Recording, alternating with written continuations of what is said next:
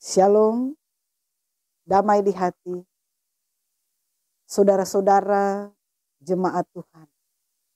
Jumpa lagi bersama channel YouTube Marturia Bukit Kasih Girian Permai. Kita akan merenungkan firman Tuhan untuk Jumat Agung tanggal 29 Maret tahun 2024.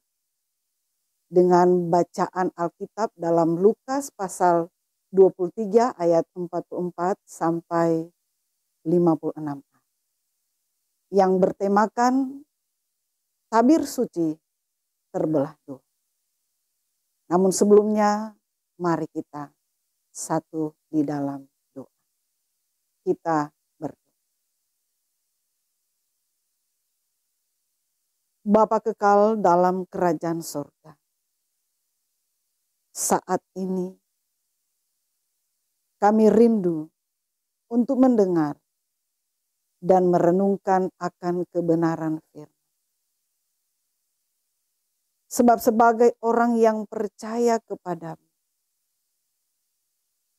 kami meyakini bahwa dalam menjalani kehidupan ini,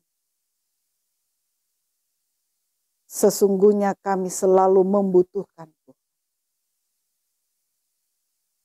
Membutuhkan campur tangan Tuhan dan pertolongan Tuhan. Dan semuanya itu boleh kami dapat melalui kebenaran. Karena itu ya Bapa, berfirmanlah Engkau bagi kami semua. Dan kiranya pertolongan Roh Kudus menolong dan memampukan untuk melakukan apa yang menjadi kehendak Tuhan dalam kehidupan. Dalam nama Tuhan Yesus kami berdoa dan bersyukur kepada. Amin. Mari kita membaca bersama kebenaran firman Tuhan di saat ini dalam Injil Lukas pasalnya yang ke-23, ayatnya yang ke-44 hingga ayatnya yang ke-56a. Demikian bunyi firman Tuhan. Ketika itu hari sudah kira-kira jam 12 dan kegelapan meliputi seluruh negeri itu sampai jam 3. Sebab matahari tidak bersinar. Tabir bait suci terkoyak menjadi dua. Lalu Yesus berseru dengan suara nyaring, "Ya Bapa, ke dalam tangan-Mu kuserahkan nyawa." Sesudah berkata demikian, ia menghembuskan nafas terakhir. Ketika kepala pasukan melihat apa yang terjadi, ia memuliakan Allah, katanya, "Sungguh orang ini orang benar." Sesudah seluruh orang banyak yang datang berkerumun di situ untuk tontonan itu, melihat apa yang terjadi, pulanglah mereka sambil memukul-mukul dada mereka. Semua kenalan Yesus berdiri dari jauh, termasuk perempuan-perempuan yang mengikuti dia dari Galilea dan melihat semuanya itu. Adalah seorang yang bernama Yusuf. Ia anggota Mahkamah Agama dan seorang yang baik lagi benar. Ia tidak setuju dengan putusan dan tindakan majelis itu. Ia berasal dari Arimatea, sebuah kota Yahudi, dan ia menanti-nantikan kerajaan. Ia pergi menghadap Pilatus dan meminta jenazah Yesus.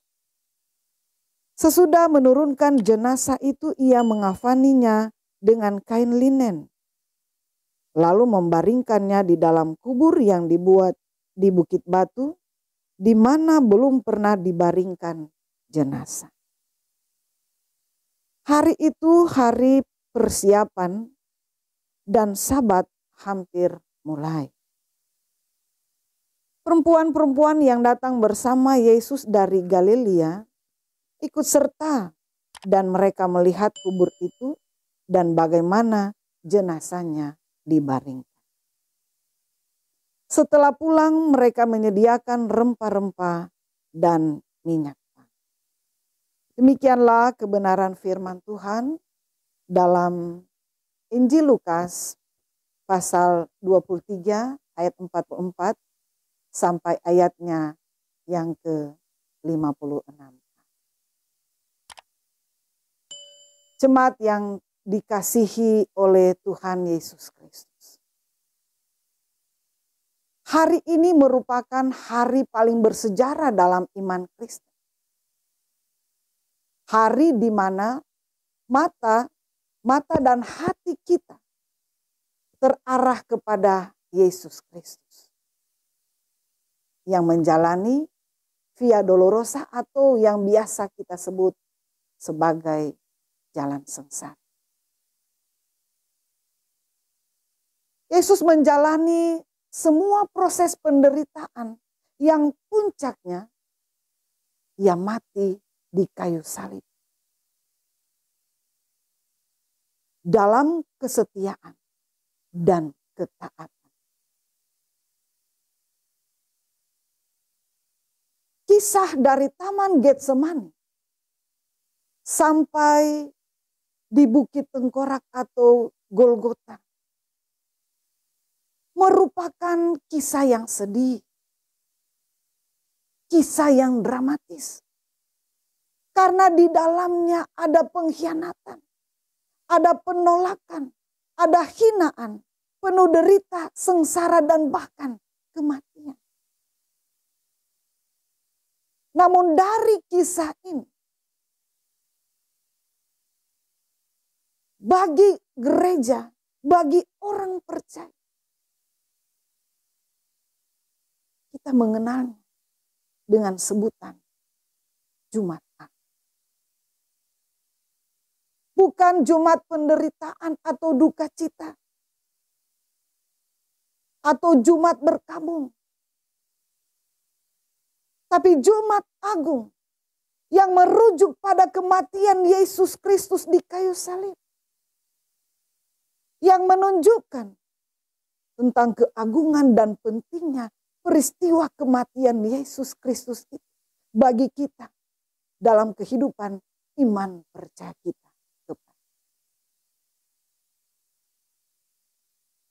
Kematian Yesus Kristus merupakan korban yang dipersembahkan untuk menebus dosa kita. Dosa umat manusia.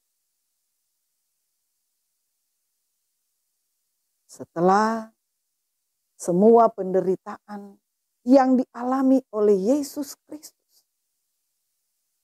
Pada detik-detik terakhir dalam keberadaan kehidupan. Dalam proses menjalani karya penyelamatan bagi kita sebagai umat milik Tuhan. Lukas pun menulis, sekalipun hari itu panas terik, kira-kira jam 12, lalu kegelapan meliputi daerah itu sampai jam 3. Kegelapan menandakan keadaan tanpa Tuhan. Seperti dalam Kejadian 1 ayat 2. Yang berkata bumi belum berbentuk dan kosong. Gelap gulita menutupi samudra. Dunia kembali pada keadaan semula sebelum Tuhan menciptakan. Selama 3 jam dunia gelap. Hati manusia pun gelap. Dalam kegelapan hidup manusia tanpa arah dan kehilangan tujuan. Karena kegelapan itu memutar balikan kebenaran. Tapi hanya 3 jam saja Tuhan Yesus memperbaharui dunia dan manusia melalui kematian di kayu salib. Kegelapan berlalu karena terang terbit di dalam Yesus Kristus. Kejahatan dan egoisme manusia pasti akan berlalu karena itu tidak memiliki masa depan. Gelap terjadi sebab matahari tidak bersinar dalam ayat 45. Tuhan Allah berkuasa atas ciptaannya termasuk matahari. Ia mengaturnya sehingga tidak mengeluarkan cahaya atau sinar. Tuhan Allah adalah sumber dari mana matahari memperoleh terang. Dan kini itu telah hilang. Seumpama lampu, nyala api terang matahari padam karena minyak yang menyalakan sudah habis. Yesus Kristus soman. Terang yang sesungguhnya so tiada. Itu sebabnya matahari tidak bersinar. Injil Matius mengisahkan bahwa bukan hanya matahari yang menjadi gelap, tetapi bahkan juga terjadi gempa bumi yang dahsyat. Bumi gemetar ketakutan waktu menyaksikan sumber hidup dan sang pencipta dihadang dosa dan maut oleh pemberontakan manusia. Lalu tabir bait suci terbelah dua dalam ayat 45. Dari atas sampai ke bawah.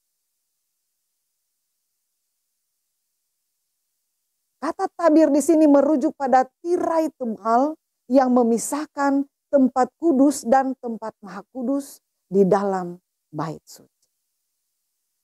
Dan hanya imam yang terpilih yang dapat masuk di tempat maha kudus untuk memberikan persembahan dan beribadah kepada.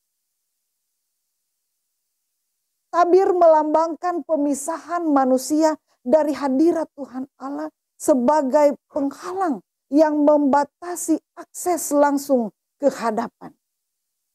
Namun ketika tabir bait suci itu terbelah dua, maka pemisahan ditiadakan. Sekarang jalan kepada Tuhan telah terbuka bagi semua manusia. Di mana kematian Yesus Kristus sebagai korban penghapus dosa telah meniadakan penghalang antara Tuhan Allah dan juga manusia.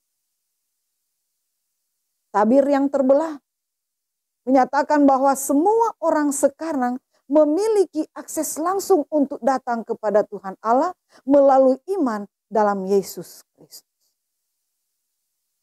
Kematiannya telah membuka jalan bagi orang percaya, bagi saya dan saudara-saudara, untuk memiliki satu persekutuan dan hubungan yang mendalam dengan Tuhan. Selanjutnya disaksikan bahwa Yesus Kristus berseru, "Ya Bapa, ke dalam tanganmu kuserahkan nyawa." Makna doa sebagai bentuk ketaatan melalui penyerahan total kehidupan Yesus Kristus kepada Allah, yang telah mengutus Yesus untuk menebus dosa manusia melalui penderitaan dan kematian. Dan dikatakan, lalu ia menyerahkan nyawa. Yesus Kristus sepenuhnya menyerahkan totalitas kehidupannya pada kehendak Bapa. Di sini Yesus menunjukkan keyakinan dan ketergantungannya kepada Bapa yang berkuasa atas hidup dan kematian. Maka Yesus Kristus mati dalam kehendak Tuhan Allah, bukan kehendak manusia atau iblis. Ia mati dalam kebenaran dan ketaatan yang sempurna pada Tuhan Allah dalam menggenapi misi penebus. Jemaat yang dikasihi oleh Tuhan Yesus Kristus. Dari apa yang terjadi kepada Yesus Kristus yang disaksikan oleh tentara Romawi, membuat kepala pasukan pada waktu itu ia memuliakan Tuhan, katanya. Sungguh orang ini adalah orang benar. Dan ini merupakan sebuah penyataan, sebuah pengakuan iman yang secara spontan terhadap Yesus Kristus yang tersalib. Wah, sesungguhnya Tuhan tidak menyembunyikan kebenaran itu kepada orang non-Yahudi. Tuhan tidak pernah diskriminatif dan tidak pilih muka. Tapi Tuhan memberikan kepada orang yang mau percaya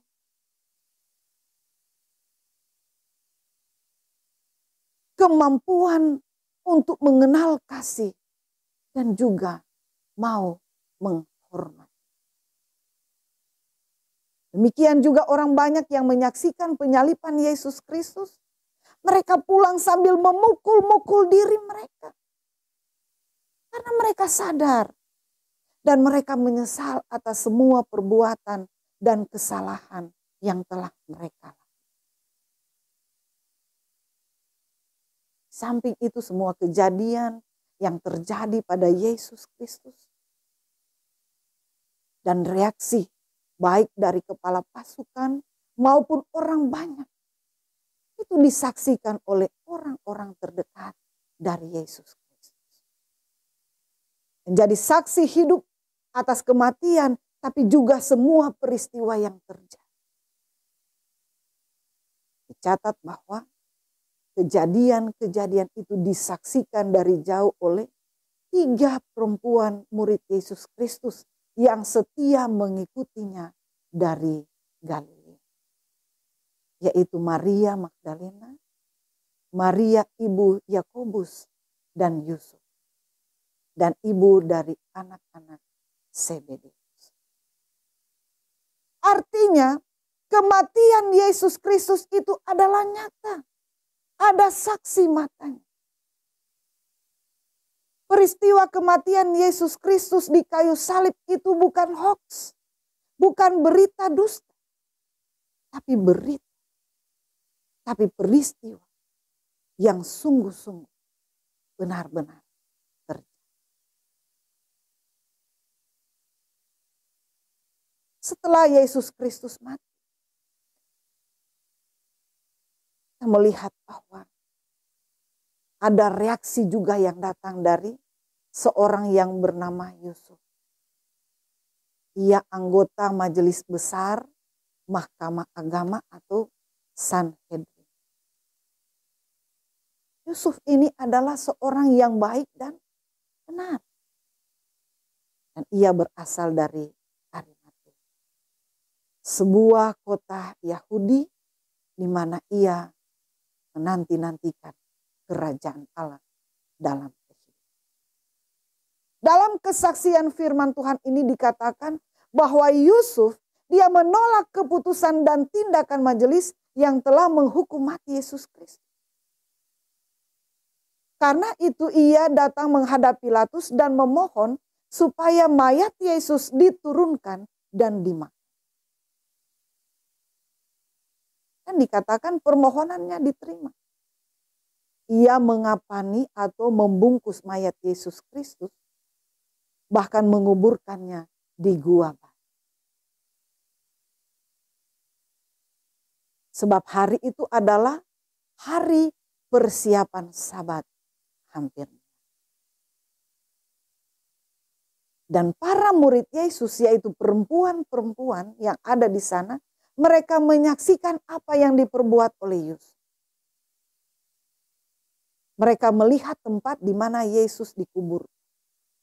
Dan kemudian mereka kembali untuk menyiapkan rempah-rempah sebagai bahan pengawet dan pengharum untuk mayat Yesus. Saudara-saudara,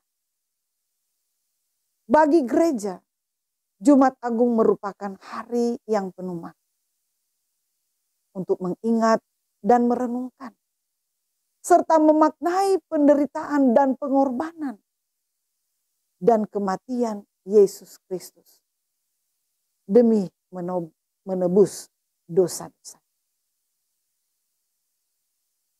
Tabir bait suci terbelah dua, memberi tanda kepada gereja bahwa tidak ada lagi sekat pemisah antara kita dan Tuhan Allah dan juga dengan sesama. Kita satu iman. Kita satu dalam pengharapan. Kita satu dalam kasih kepada Yesus Kristus. Kematiannya mendatangkan perubahan dan pembaharuan dalam sejarah kehidupan kita sebagai umat manusia. Sebab semua orang mengalami berkat keselamatan yang dikerjakan oleh Yesus Kristus. Makna tabir bait suci terbelah dua bagi gereja, bagi kita adalah pemulihan hubungan yang telah dikerjakan oleh Yesus Kristus. Itu artinya bahwa tahun rahmat, tahun anugerah telah dimulai dari kehidupan semua orang yang terpanggil untuk datang kepada Tuhan melalui Yesus Kristus sebagai jalan, kebenaran, dan karena itu kita gereja merayakan Jumat. Kita juga diajak untuk mengevaluasi kehidupan kita dari berbagai tindakan dan kejahatan. Mungkin merusak relasi kita dengan sesama, dengan alam, atau juga dengan Tuhan Yesus. Mari kita bangkit untuk menata kehidupan yang lebih baik dengan semua. Karena sekat itu sudah tidak ada lagi. Karena penghalang itu sudah terbuka. Jalan untuk bersekutu dengan Tuhan telah tersedia dalam kehidupan. Mari kita menjadi agen-agen keselamatan bagi semua orang melalui perkataan kita yang diwujudkan dalam tindakan keseharian. Gaya hidup Kristen yang berpola pada Yesus Kristus kiranya menjadi model dalam membangun kehidupan bersama untuk merajut keanekaragaman dalam bingkai persatuan. Sehingga dimanapun kita pergi dan berada, senantiasa tercipta kerukunan, keesaan, dan persaudaraan. Tabir bait suci terbelah dua, memberi ruang bagi gereja untuk menyuarakan dan menata kerukunan yang terbina sebagai nafas dari persatuan kita selaku orang yang percaya kepada. Kita sadar bahwa hidup di tengah keragaman bahasa, budaya, suku, antar golongan dan agama, maka NKRI sebagai harga mati dan Pancasila mengayomi kehidupan berbangsa dan bernegara. Gereja dalam imannya kepada Yesus Kristus harus menjadi pelopor, menunjukkan sikap nasionalisme atau rasa kebangsaan kepada semua, sehingga banyak orang akan memuliakan Yesus. Tuhan Yesus memberkati. Amin. Mari kita satu di dalam doa, kita berdoa. Terima kasih Tuhan. Kami mengucap syukur kepada oleh karena kedengaran dan ketaatan Yesus pada perintah Tuhan yang berujung pada kematian Yesus di kayu salib. Membuat kami sebagai orang yang percaya kepadamu diselamatkan, dilepaskan dari kungkungan dosa, memperoleh satu kehidupan yang baru, dan menjalaninya dengan senantiasa berdasarkan pada kehendak Tuhan, pada kasih dan kemurahan. Terlebih lagi, ketika tabir itu terbelah, maka kami percaya tidak ada lagi penyekat dalam kehidupan ini. Tidak ada lagi penghalang bagi kami sebagai orang yang percaya untuk tetap hidup dekat dengan Tuhan. Untuk menjalani kehidupan ini, melakukan apa yang Tuhan kenan. Karena ada kasih Tuhan dalam kehidupan.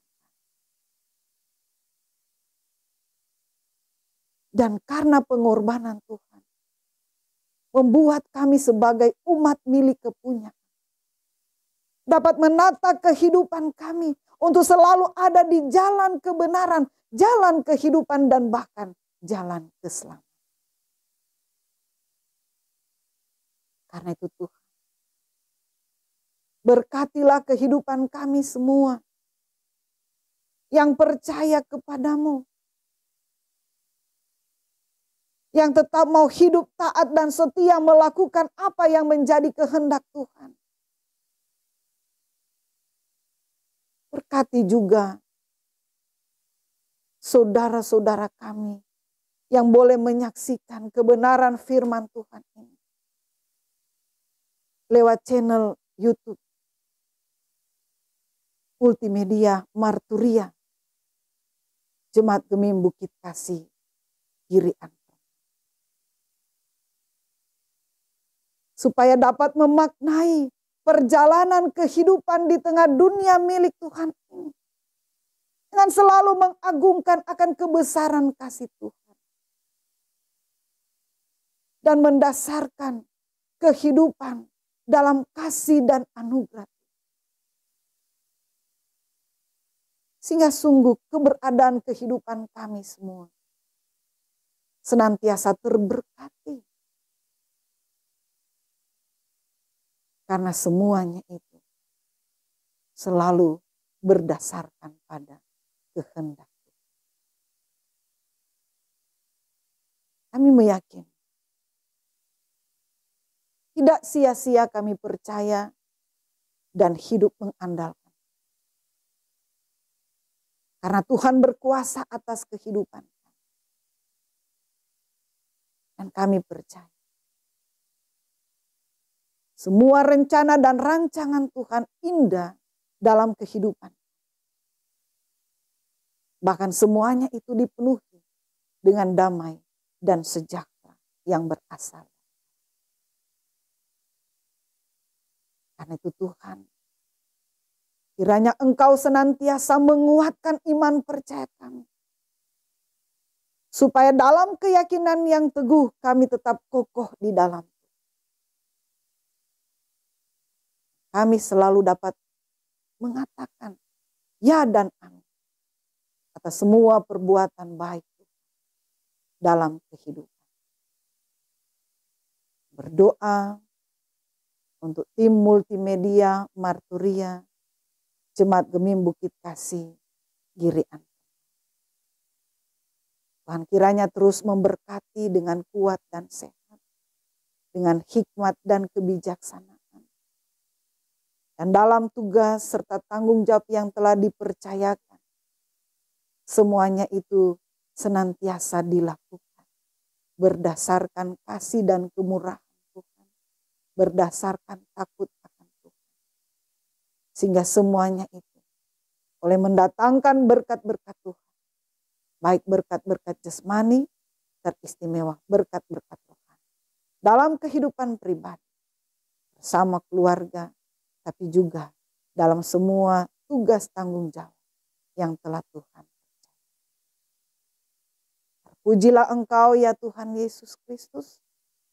Kami mengagungkan dan memuliakan Engkau di sepanjang kehidupan. Ini kami Bapa yang berdoa dan yang bersyukur kepada di dalam nama Tuhan Yesus. Amin.